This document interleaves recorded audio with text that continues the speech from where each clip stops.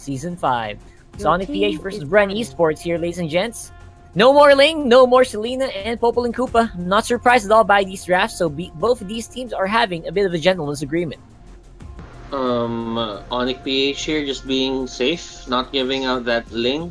Cardzi is really good at taking that hero. And at the same time, ONIC PH, they don't want the Selena. Rebo has been playing one hell of a Selena. It's, the performance is there, and at the same time, ONIC PH, they really want to get the map control early as well.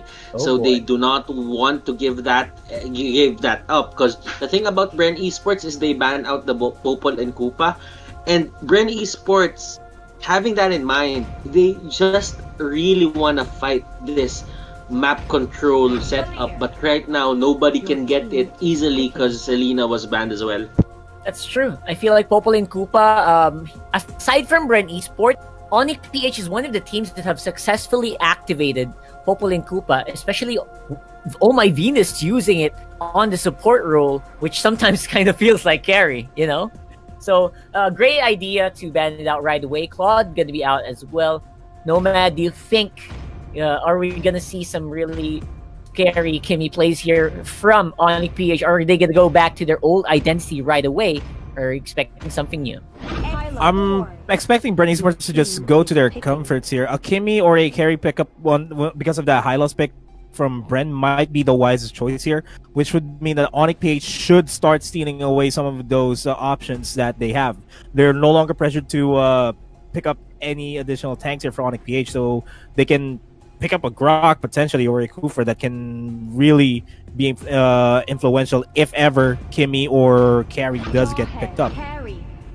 Instead, they are going to go for a Jawhead and a carry. There you go. I think that's a pretty good call. No Fuzuken means it's quite unlikely for ONIC to actually pick up the Grok. So I don't think that's going to be on the docket for the ban list here for BREN Esports. But we still have a lot to think about here, considering, again, Jay is here. So Kaja might be the one that we have to look out for. For ONIC PH, I'm expecting a hard tank to go their way. I wouldn't be surprised if they went for Kufra here, but right. Team is banning. The perfect setup could have been a Hylos. I don't really know why BREN Esports just went straight up for that Hylos pick as well, because when you think about it, Valir is a direct counter to the ultimate of the Hylos, so you really have to weigh things up here. And what I realized is the Kimmy and the Hylos is a formidable combination. And when Kimmy has extra movement speed, the amount of damage that she can dish out to the map is really high, and the sustain is there as well. So you have to think about BREN Esports here. How will they complement this Kimmy setup? I mean, would they go for a Diggy? It's possible, because if ONIC PH is planning to go for a Kufra here, then they might as well just pick a Purify ultimate for their whole team. It's a Lancelot pickup though for BREN Esports. Looks like if they can't Ling, they're gonna go Lance. That's gonna be the call here for BREN Esports. But what Butter said is absolutely true. This actually kind of feels like an RG composition. This is something you would maybe see on your ranked games. Kimmy flanked by a Hylos with a strong offlane in Xborg. They're really playing it safe here, BREN Esports. None of those Hanzo shenanigans we saw yesterday and the first day. And they're just, I think the Kufra is a no-brainer here. They're just gonna go for it. And I mean, right now, Adigi could be the perfect pick. We don't really know. They could just go for it, or they could go for 4 Purifies on their side. But there you go. Probably gonna be a lot of Purifies on the side here of BREN Esports. They are thinking about the Angela. Okay, so the thing about the Angela is they don't have a lot of burst on the side of ONIC PH. So go ahead. So you don't think it's super necessary right now, because I feel like the Kimmy's gonna be safe either way, right? Especially with Hylos on his side. Then again, it doesn't really hurt to have insurance, Yeah, I think that's what they're thinking right there. Yeah. So As Butters predicted, the pretty solid front line here coming in from ONIC PH. That's a FAMS, that's a Kufra, and that is a Jawhead. Good luck getting past that. But what's gonna happen here is BREN Esports gonna try to see if they can brute force their way in there with an Angela-powered Kimmy and the Lancelot on the sides. This should be very, Invade sila. High invade sila. Pero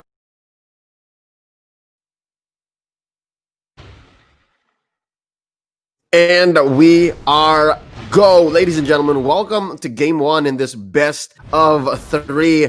It's the lower bracket final, and ONIC PH is fighting the one-time champion BREN Esports for their slot once more in the grand finals for Season 4's Redemption arc. My name is Leo, joined here by Seiya, and I just gotta ask you real quick, Seiya, do you agree with our panel? Do you also give this game one, based on the lineup, to ONIC PH? Yes, because it's a trap.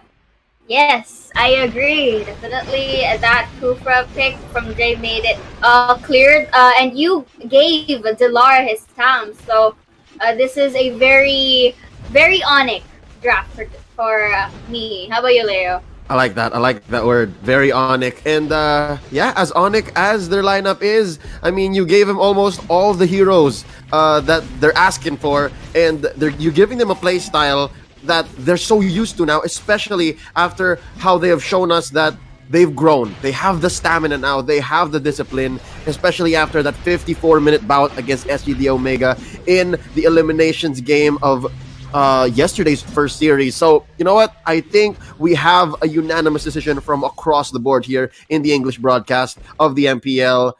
It's 5-0 for ONIC PH. Can BREN Esports, can the Ducky-led squad prove us wrong? We'll see. Real quick, I have a story to share before this fight down bottom breaks out. Carl TZ gonna be blasting Iaknu with a little bit, but it's not gonna be enough. Actually, this lineup here, up top though, few gonna go down real quick. Dilar, again, you mentioned how he just pays the price there. Interestingly enough, he just stood.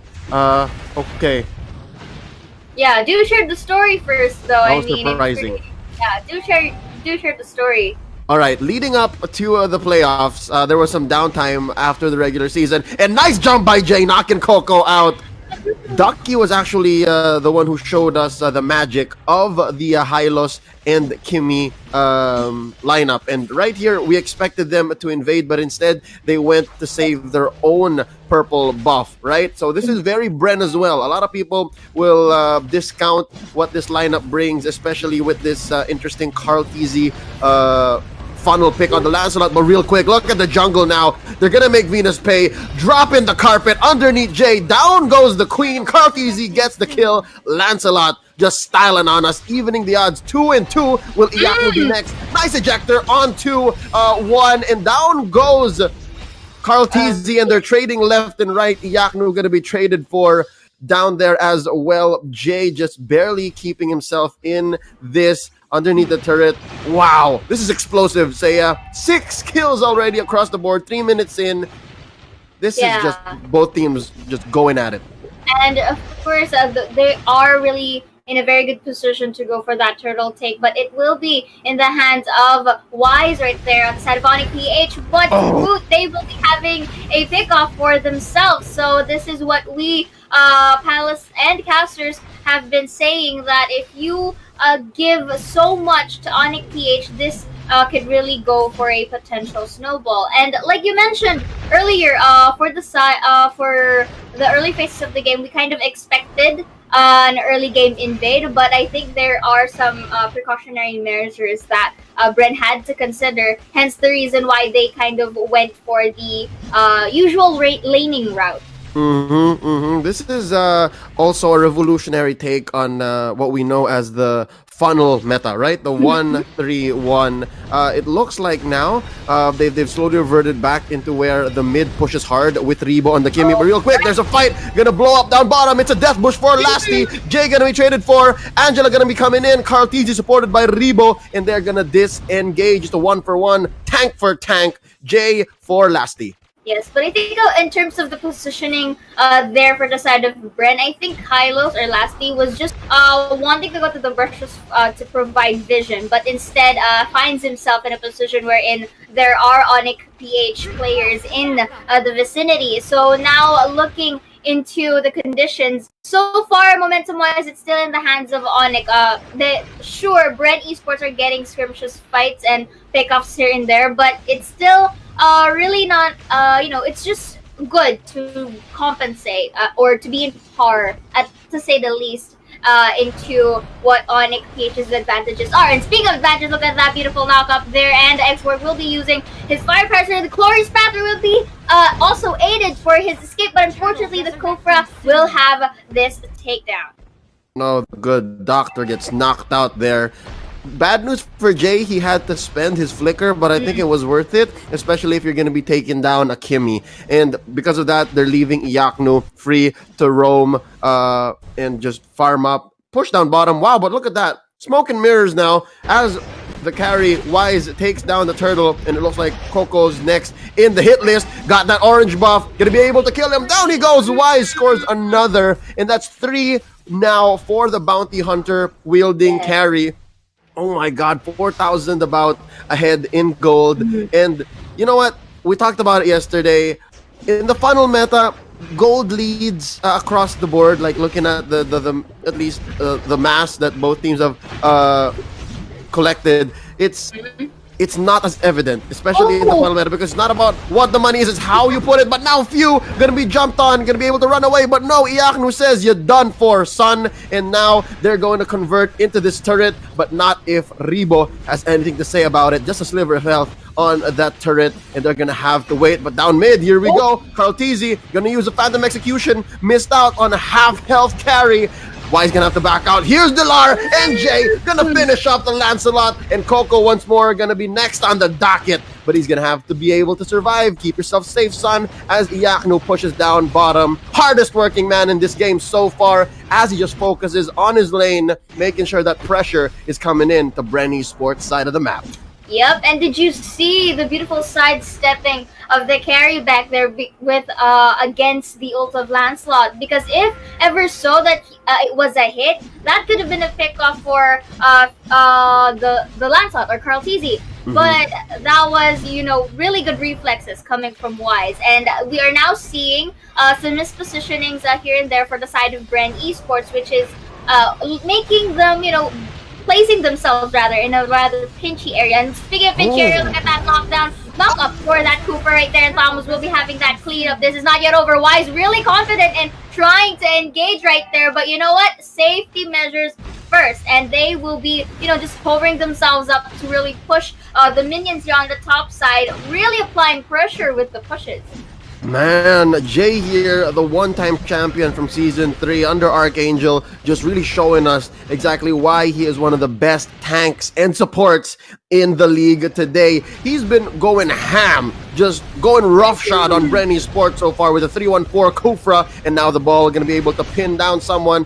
Flicker already spent right there. Actually, it was a Purify on Rebo, so he can't just be willy-nilly right there. But look at this now. Coco using the last Insanity just to clear minion waves. He's going to back out. Jay misses with the jump, and they're going to have to disengage here. Not a good look for either team to overextend. Not really, because to ONIC, all they have to do is just really be patient here. They don't need to rush in terms of pushing, because they have all the resources that they could get. They have the map control, and this also means that it limits the resources that BREN can actually take on their side. So winning conditions for BREN, they have to target unfortunately Wise here, or at least not get knocked up by Jay right here, because if you noticed, Leo, that every time that the Kufra enters in, a team fight follows through, because it was really on point, and they are in a good position to do it. Yep, that's prime team communications. Sometimes one of the vulnerabilities, or you would say common errors in a tank, even in the best of the best, they would sometimes go in and miss out on certain cues, right? Like, oh, I got the perfect Tyrant Revenge into the Rage. Why didn't you do anything? That's because they're not talking. But so far, so good here for ONIC in the 10 minutes about that they've been playing this game. Kufra on Jay. has been just on point. Now look at this. They're threatening the steal onto the orange buff. I'm not sure. Okay, there you go. Carltese was able to secure it. He's not that hungry, but I'm pretty sure he could be wishing he could do better. All right, so we're 25 seconds away from the Lord here. And so yeah, I just got to point out here, the pushing lineup on Kimmy, the pushing lineup on BREN eSports with the Kimmy, not a single lane taken down, not a single turret. Unfortunately, because from an ONIC PH perspective, both Rebo or actually Few can be one of your preferred targets right here, considering number one, Kimmy is one of the core damagers. You really want to deny that damage as early as possible. And number two, they are the squishier targets for BREN eSports. I mean, for ONIC PH against BREN eSports. So I think that is one of their go-tos here in terms of really in terms of priority. Yeah, look at this now. ONIC PH just extra rude, as I'd like to call it, as they take that purple buff, apply some pressure down bottom and mid, and then just take the Lord so easily. 10 minutes, 30 seconds in. This Lord, I believe, is going to march down bottom. There you go. Let's see now. They're just going to start collapsing on all lanes. They'll just see where they can find an opportunity to penetrate. I think that's the first step here for ONIC PH to get that much closer to securing game one.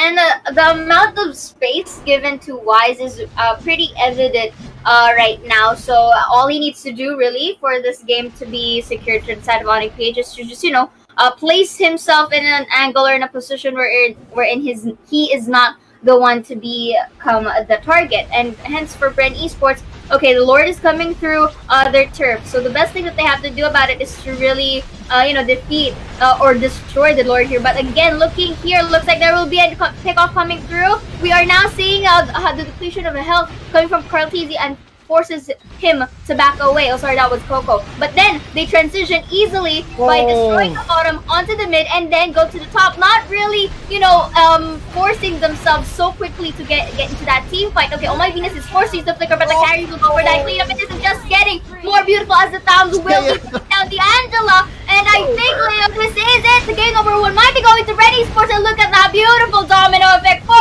ONIC PH cleaning up the boards, and game number one goes to ONIC PH.